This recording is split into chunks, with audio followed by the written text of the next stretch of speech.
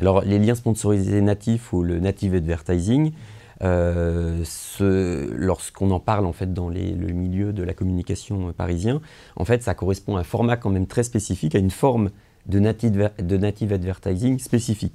Ça correspond en fait aux encarts publicitaires que l'on voit à la fin des articles des sites des grands médias et qui nous invite à consulter un peu plus de contenu, de nouveaux articles, alors qu'en réalité, en fait, une fois sur deux, on est redirigé vers un véritable article contenu éditorial intéressant, et puis une fois sur deux, on est redirigé vers un site promotionnel. Donc les liens sponsorisés historiquement, ils apparaissent dans les moteurs de recherche, en fait essentiellement Google, et ce sont des publicités qui sont déclenchées par des mots-clés, et qui vous affiche de la publicité en fait, qui répond à la question que vous avez posée, qui correspond exactement aux mots-clés que vous avez tapés. Et c'est ce qui a fait la fortune de Google. Au moment de son introduction en bourse vers 2004-2005, on découvre le chiffre d'affaires astronomique que réalise Google grâce à ces publicités simplissimes. Ça fait des envieux, et puis il y a un certain nombre d'acteurs, parmi lesquels Yahoo et puis d'autres médias américains, qui cherchent un petit peu à copier le principe. Afficher de la publicité qui dans sa forme en fait se rapproche beaucoup en fait des contenus que sont venus consommer les internautes et qui se confond un petit peu. Donc c'est de la publicité qui dit à moitié son nom. Donc du coup, à partir des années 2005, 2006, 2007, 2008 aux États-Unis, on voit de plus en plus de tests, donc dans des médias, sur des sites de services, de publicité, dont le format en fait est un petit peu pauvre et correspond en fait en revanche exactement au contenu que sont venus consommer les internautes. Et puis petit à petit, ça évolue. Et puis ça se diffuse un petit peu partout. Et par exemple, les publicités qui s'affichent dans nos fils d'actualité sur nos réseaux sociaux, en fait, vous savez très bien qu'on a beaucoup de mal à les distinguer des publications qu'on voit de nos amis ou les pages auxquelles des liens sponsorisés en fait d'origine. En fait, on est passé progressivement en fait au native advertising, à la publicité native.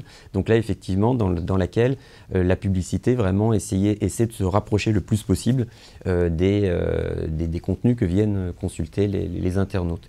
Et puis, du coup, cela compense le fait que contrairement aux bannières de publicité, aux spots de publicité vidéo, c'est un peu moins beau, c'est un peu moins, ça clignote un petit peu moins dans tous les sens, mais du coup c'est mieux accepté parce que moins assimilé à de la réclame. En fait, ce qui s'est passé, c'est que Google a commencé en fait à approcher les médias comme Le Monde, Le Figaro, Capital, etc., et puis leurs homologues en fait dans tous les pays européens, et leur a proposé des liens sponsorisés qui avaient fait sa fortune.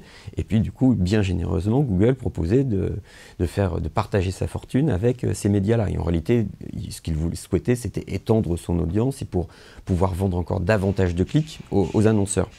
Donc ce mouvement-là a dû s'opérer entre les années probablement 2009, 2010, 2011, 2012.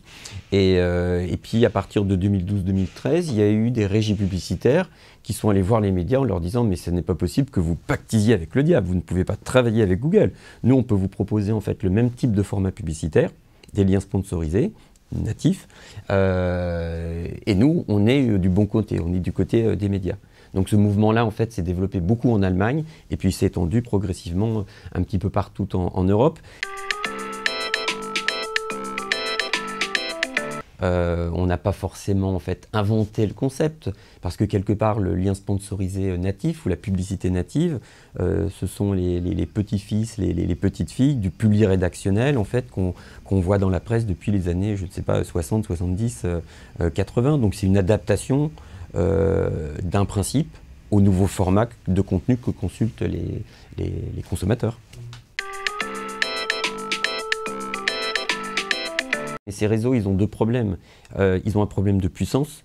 Logiquement, les annonceurs, ils préfèrent aller investir là où ils peuvent capter de gros volumes d'internautes. Ça peut être Google Ads d'un côté, ou ça peut même être le référencement naturel, qui ne correspond pas à de la pub, mais qui renvoie des gros volumes.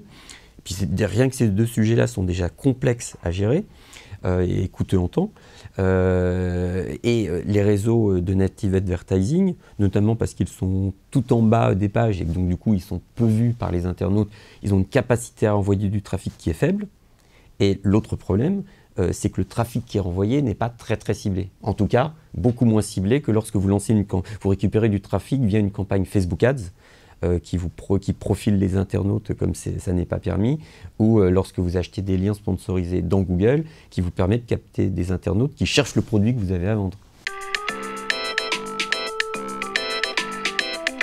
Alors moi, en tant que technicien de la publicité, je vois les choses un petit peu à l'envers. On a un format qui ne permet pas de cibler extraordinairement en fait, les internautes. C'est-à-dire, on n'est pas sûr qu'on va envoyer la bonne publicité au bon moment au bon internaute. En plus, il est tout en bas, donc ce n'est pas forcément le format de pub vers lequel l'œil est attiré. Donc pour compenser cela, on est obligé de sortir un peu l'artillerie lourde. Donc l'artillerie lourde, ça consiste en fait à tirer sur des ficelles parfois un peu faciles. Donc les ficelles faciles, ça peut être l'argent, économise, gagne de l'argent, devient plus beau, perd du poids, parce que comme ça ta vie sera beaucoup plus épanouie. Et du coup, parce que ça en fait, on sait que ce sont des leviers en communication qui sont assez puissants. Et donc du coup, de là, sachant que c'est ce qui fait davantage réagir les internautes, on plug, on branche les offres commerciales en fait qui correspondent à ça. Et c'est pour ça que du coup, on est parfois redirigé vers effectivement des arnaques. Moi, mon sentiment, c'est que le jour où il y a une technologie qui permet à ces réseaux-là de collecter beaucoup plus d'informations sur les consommateurs, sur les internautes, qui permettra du coup aux annonceurs de cibler de façon beaucoup plus efficace la publicité sur les réseaux de native advertising, là, il y aura probablement un changement. Et on verra arriver d'autres annonceurs et du coup qui encourageront peut-être les réseaux de native advertising à être beaucoup plus sélectifs. Moi, je n'ai pas réalisé d'études statistiques précises sur le sujet. En revanche, j'ai un sentiment, une impression dont je vais rendre compte là. Moi, j'ai effectivement l'impression qu'il y a moins d'annonceurs ordinaires qu'il y a 5 ans. Il y a 5 ans, il y avait énormément d'annonceurs, soit des pure players, soit des grands annonceurs un petit peu institutionnels ou des marques de grande consommation qui testaient ces réseaux-là. De cela, il en reste, j'ai le sentiment, relativement peu, sauf par exemple dans le secteur de l'automobile. En fait, on en voit encore régulièrement. Et c'est vrai qu'on a vu se substituer à ces annonceurs entre guillemets ordinaires plutôt des petites structures qui ont parfois des pratiques un petit peu limites, voire franchement en dehors du cadre de la loi. Donc effectivement, ça a évolué en fait dans un certain sens. Et je pense que malheureusement, ces réseaux-là n'ont qu'à moitié le choix. Compte tenu du fait qu'ils disposent de peu de critères de ciblage pour envoyer leur publicité et la rendre efficace, et que les formats ne sont pas super visibles, il faut peut-être compenser ça par des publicités qui soient un petit peu plus agressives. Il y a très peu d'annonceurs qui meurent d'envie absolument en fait, d'être dans les espaces de native advertising. Donc du coup, ces espaces-là se retrouvent avec les annonceurs qu'ils peuvent, et ont une capacité de sélection, un pouvoir de sélection qui n'est pas du tout celui de Google et de Facebook, qui ont le droit de dire qu'ils ne souhaitent pas accueillir de la publicité pour des produits limites, pour de la publicité pour les enfants, pour du médicament, pour des sites X, etc. Tous les réseaux publicitaires n'ont pas l'embarras du choix des annonceurs. Donc c'est ce qui fait que Google filtre beaucoup, Facebook filtre beaucoup, et ces réseaux-là, je pense moins. Je pense que les liens sponsorisés natifs représentent une part marginale du chiffre d'affaires des médias traditionnels.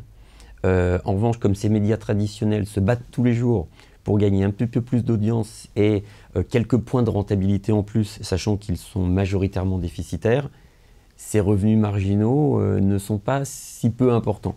Ils ont quand même, en fait, ils permettent peut-être de gagner 3, 4, 5% de chiffre d'affaires en fait, supplémentaire. Et compte tenu du contexte des médias financiers des médias aujourd'hui, ça n'est pas négligeable.